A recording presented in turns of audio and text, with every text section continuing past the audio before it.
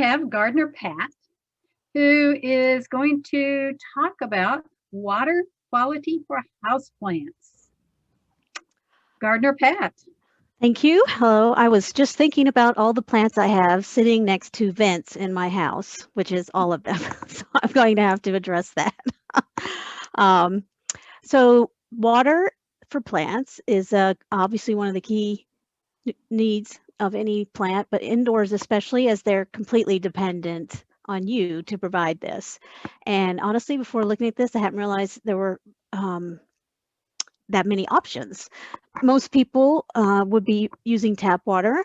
One of the things to think about is that it typically contains chlorine, which in the small amount you might use for a house plant in itself wouldn't be concerning, but over time, if you've had that plant a long time, it could build up in the soil. It's easy to get rid of that chlorine by just leaving the water out. One suggestion would be to use your watering can and just keep it full. And then when you water, you empty with the water you already have and then refill and let it set for the next time. Some people suggest using bottled water. Spring water has some beneficial micronutrients that you might not get out or have been treated out of tap water. It won't have the chlorine. Distilled water is neutral. There's no nutrients. There's no detriments. It's just it doesn't offer any added. This is an expensive choice. If you've had plants that you were particularly concerned about, you might want to use that, but that would definitely be one of the more expensive options. Okay. So purified water would be, many people use a Brita or one of those filter containers and keep it in the fridge. That does take care of the chlorine problem. I find those containers to be kind of small, and you would definitely be filtering a lot of water. Again, some expense would be there. You'd have to buy more filters as you're using. Also, you wouldn't want to keep it in the fridge, I guess. Although I don't think the cold water would make that much of a difference. It's definitely going to be a little more work having to get the tap water, filter it through, just adds more time to your watering project.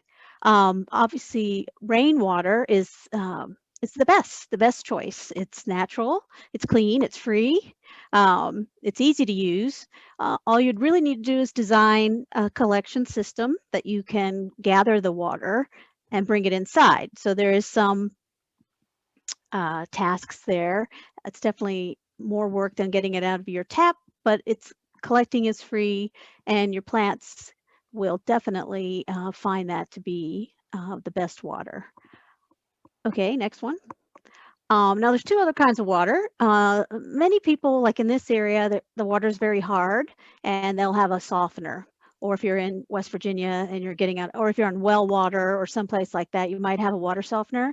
And that's actually not recommended for the plants because the softeners that are added are actually salt based, and that is definitely going to be harmful to the plant over not a long period of time, but a relatively short period of time.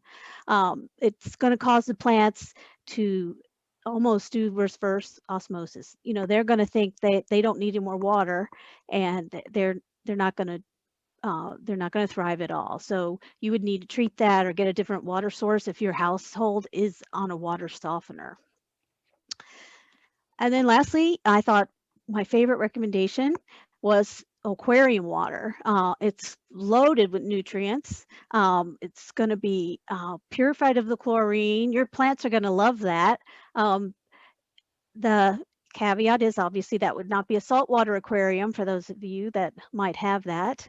So if you have a fish fan in your life and you have aquariums available, I definitely would put that on the top of the list.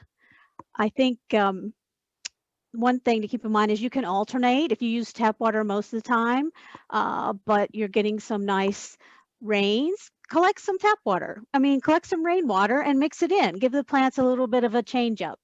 The other thing with rainwater, this time of year, it's awkward. All your water is going to be frozen solid. So, um, you know, no one water type is going to be negative except for the water softening.